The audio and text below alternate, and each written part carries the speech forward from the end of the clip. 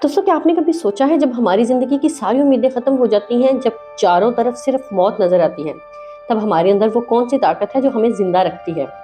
आज मैं आपको एक ऐसी कहानी सुनाने जा रही हूँ। ये कहानी किसी फ़िल्म की नहीं है, बल्कि एक हकीकत है। ये कहानी है आयशा की कहानी। एक ऐसी लड़की की कहानी जो अपने ख्वाबों को पूरा करने निकली थी, लेकिन कुदरत ने उसके लिए एक ऐसा इम्तिहान तैयार कर रखा था जिसका उसने कभी तसव्वुर भी नहीं किया था। तारीख थी 15 मई 2018। 28 साल आयशा दिल्ली की एक जानी मानी ट्रैवल ब्लॉगर और फोटोग्राफर अपनी जीप से राजस्थान के थर रेगिस्तान के लिए रवाना हुई। उसका ख्वाब था कि वो रेगिस्तान के उन छोटे हिस्सों की तस्वीर लेगी जिन्हें दुनिया ने आज तक नहीं देखा। वो बहुत खुश थी। उसकी आंखों में ख्वाब थे और दिल में जोश। जैसलमेर से तकरीबन 150 किलोमीटर दूर एक सुनसान रास्ते पर आगे बढ़ते हुए अचानक उसकी जीप एक झटके के साथ बंद हो गई। उसने कई बार कोशिश की, लेकिन गाड़ी स्टार्ट ना हो सकी। चारों तरफ मीलों तक सिर्फ रेत के टीले थे। मोबाइल नेटवर्क भी काम नहीं कर रहा था। शुरू में उसे लगा कि शायद कोई गाड़ी आ जाए, लेकिन घंटे गुजर गए और दूर दूर तक कोई इंसान नजर नहीं आया। सूरज आग बरसाने लगा और उसके पास पानी की सिर्फ 2 ही बोतलें बची थी। उसने फैसला किया कि गाड़ी में इंतजार करने के बजाय पैदल चलकर वो मदद तलाश करेगी, और ये उसकी पहली और सबसे बड़ी गलती थी। उसे अंदाजा नहीं था कि वो रेगिस्तान के दिल में उतर रही है, जहां से वापस लौटना तकरीबन नामुमकिन होता है। कई घंटों पैदल सफर करने के बाद उसकी हालत खराब हो गई। रेगिस्तान की गर्मी वैसी नहीं होती जैसी हम शहरों में महसूस करते हैं। वहां ऐसा लगता है जैसे आसमान से आग बरस रही हो और जमीन जलते हुए तवे की तरह हो। उसका गला सूख कर कांटा हो गया था और पानी की एक बोतल खत्म हो चुकी थी और दूसरी भी आधी रह गई थी। रात हुई तो उसने सर्दी से कपकपाने पर मजबूर कर दिया। दिन में आग और रात में बर्फ, यही है रेगिस्तान की हकीकत। दूसरे दिन की सुबह उसके होंठ फट चुके थे और आंखों के सामने अंधेरा छाने लगा था। उसे पहली बार एहसास हुआ वो कितनी बड़ी मुसीबत में फंस चुकी है। मौत का खौफ पहली बार उसके दिल में बैठ गया। वो रेत पर गिर पड़ी। उसे लगा कि अब सब कुछ खत्म हो गया है। उसके जहन में अपने खानदान के चेहरे घूमने लगे। वो रोना चाहती थी, लेकिन उसके जिस्म में आंसू बहाने के लिए भी पानी बाकी नहीं था। ये मौत से उसकी पहली मुलाकात थी, जो इसे घूर घूर कर देख रही थी। जब इंसान को लगता है ना कि सब कुछ खत्म हो गया है, तभी कुदरत से एक छोटा सा इशारा देती है। आयशा तकरीबन बेहोश हो चुकी थी। उसे दूर कुछ चट्टानें नजर आईं। उसने अपनी बची कुछ हिम्मत जमा की और घसीटते घसीटते उन चट्टानों के साए तक पहुंची। वो साया उस वक्त उसके लिए जन्नत से कम नहीं था। अगली सुबह जब उसकी आंख खुली तो उसने देखा कि रात की नमी की वजह से कुछ जंगली झाड़ियों के पत्तों पर ओस की बूंदें जमा थीं। उसने अपनी चुनरी इन पत्तों पर फेंकी और निचोड़कर चंद बूंदें अपने खुश्क होंठों पर लगाईं। पानी की बूंदें नहीं थी, वो जिंदगी की बूंदें थीं। इसी लम्हे आयशा को समझ आ गया कि अगर जिंदा रहना है तो सिर्फ रोने से काम नहीं चलेगा, उसे लड़ना होगा। उसे रेगिस्तान के असूल सीखने होंगे। उसने अपने बैग से एक छोटी सी डायरी निकाली और इस पर लिखा, 2-3 दिन मैं अभी जिंदा हूँ। ये सिर्फ एक जुमला था। ये खुद से किया गया एक वादा था। आयशा एक स्याह नहीं बल्कि सर्वाइवर बन चुकी थी। आयशा ने स्कूल में सीखी गई बातों और इंटरनेट पर देखे गए सर्वाइवल वीडियोस को याद करने की कोशिश की। उसे याद आया कि कैमरे के लेंस से सूरज की रोशनी को फोकस करके आग जलाई जा सकती है।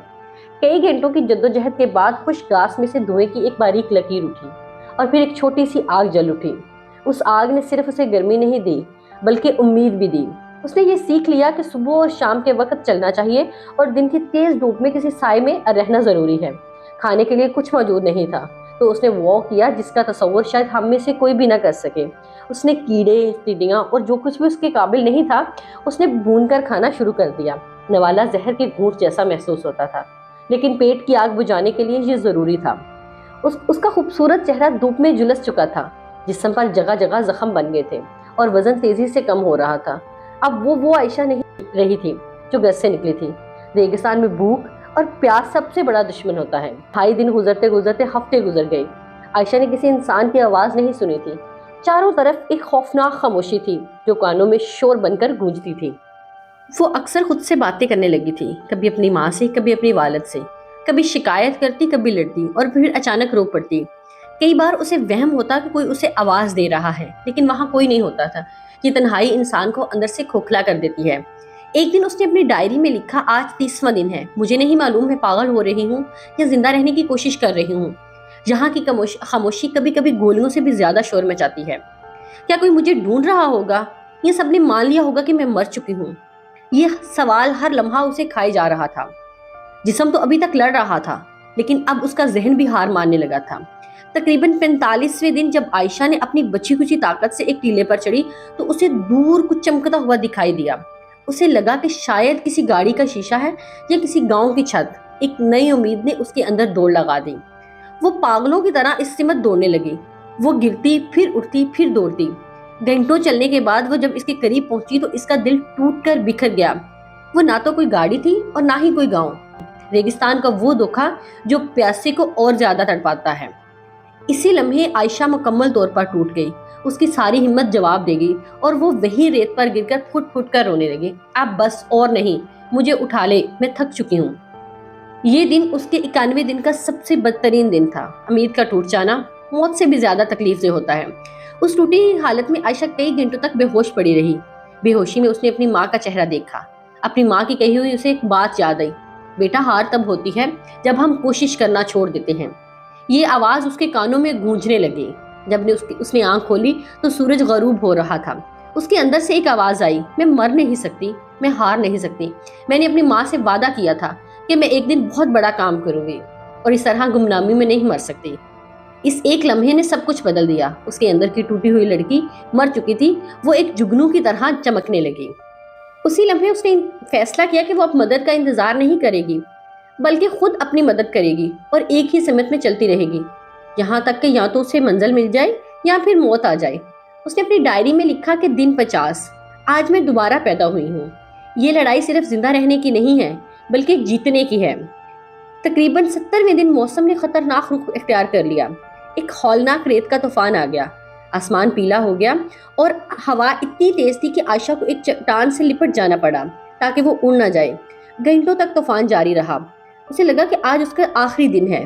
ریت اس کے منہ، کان، ناک ہر جگہ پر گئی تھی۔ لیکن جب طوفان تھما تو ایک معجزہ ہوا۔ طوفان نے ریت کی اوپری تہہ کو اڑا دیا تھا اور چٹانوں کے درمیان سے ایک چھوٹا سا گڑھا بن گیا جس میں تھوڑا سا پانی جمع ہو گیا تھا۔ وہ پانی گندا تھا مگر عائشہ کے لیے وہ آب حیات سے کم نہ تھا۔ اس نے جی بھر کے پانی پیا۔ یہ قدرت کا ایک عجیب کھیل تھا۔ جس ریگستان نے اسے منہ میں دکیلا تھا، اسی نے ایک طوفان کے ذریعے اسے جینے کا ایک اور موقع دیا۔ اس پانی سے اگلے کئی ہفتوں تک وہ زندہ رہ سکتی تھی۔ اب وہ جان چکی تھی کہ قدرت جتنی ظالم ہو سکتی ہے اتنی ہی مہربان بھی۔ اسی طرح چلتے چلتے 90 دن گزر چکے تھے۔ اب وہ ایک ہی سمت میں چل رہی تھی۔ عائشہ اب ایک چلتا پھرتا ڈھانچہ بن چکی تھی۔ اس کے کپڑے پھٹ چکے تھے اور جسم پر گوشت تقریباً ختم ہو چکا تھا۔ وہ صرف اپنی مضبوط عائشہ ہاتھ کے سہارے زندہ تھی۔ ایک صبح جب وہ آگے بڑھ رہی تھی تو اس کی نظر زمین پر پڑی۔ اس نے جو دیکھا اسے اپنی آنکھوں پر یقین نہ آیا۔ ریت پر اونٹ کے پاؤں کے تازہ نشان تھے۔ یہ کوئی وہم نہیں تھا بلکہ ایک حقیقت تھی۔ اس کا مطلب تھا کہ کوئی انسان حال ہی میں یہاں سے گزرا ہے۔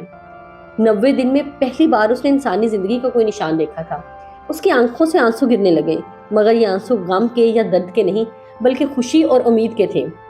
اس نے اپنی بچی کچی تمام طاقت انہی نشانات کے پیچھے چلنے میں لگا دی۔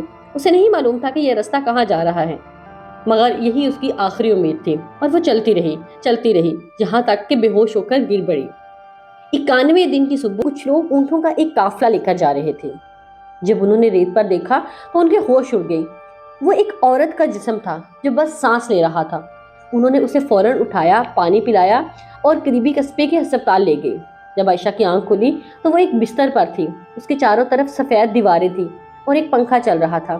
اسے یقین نہیں آ رہا تھا۔ اس نے نرس سے پوچھا، آج کیا تاریخ ہے؟ نرس نے جواب دیا، 14 اگست 2018۔ یہ سن کر عائشہ رو پڑی۔ 91 دن وہ موت سے لڑی تھی اور آج وہ جیت چکی تھی۔ جب وہ صحت یاب ہو کر اپنے گھر لوٹی تو وہ ایک بالکل مختلف انسان تھی۔ ایک انٹرویو میں اس نے کہا کہ ان 91 دنوں نے مجھے سکھایا کہ ہم روز جن چیزوں کو ضائع کر دیتے ہیں ان کی اصل قدر کیا ہوتی ہے۔ ایک گلاس صاف پانی، ایک روٹی کا ٹکڑا، اپنے گھر والوں کی آواز، یہ دنیا کی سب سے قیمتی چیزیں ہیں۔ میں ریگستان میں چند تصویریں لینے گئی تھی لیکن ریگستان نے مجھے زندگی کی سب سے بڑی تصویر دکھا دی۔ تو دوستو، عائشہ کی یہ کہانی ہمیں سکھاتی ہے کہ انسان کا جسم تھک سکتا ہے، ٹوٹ سکتا ہے مگر اس کی ہمت تب تک نہیں ٹوٹتی جب تک وہ خود کو ہار نہ مان لے۔ 91 دن پیاس، بھوک، تنہائی اور موت کے سائے میں گزارنے کے بعد بھی عائشہ زندہ رہی کیونکہ اس کے اندر جینے کی ضد تھی۔ یہ کہانی صرف ریگستان کی نہیں ہے، یہ کہانی ہماری زندگی کی کہانی ہے۔ جب حالات ہمیں توڑنے لگے، جب لگے کہ کوئی راستہ نہیں ہے، امید کا ایک چھوٹا سا قدم ہمیں ناممکن سے ممکن تک لے جاتا ہے۔ اگر یہ کہانی آپ کے دل کو چھو گئی ہو تو اسے دوسروں تک ضرور پہنچائیں۔ ویڈیو پسند آئی ہو لائک کریں، چینل کو سبسکرائب کریں اور کمنٹ میں ضرور بتائیں اگر آپ عائشہ کی جگہ ہوتے تو کیا ہار مان لیتے یا لڑتے۔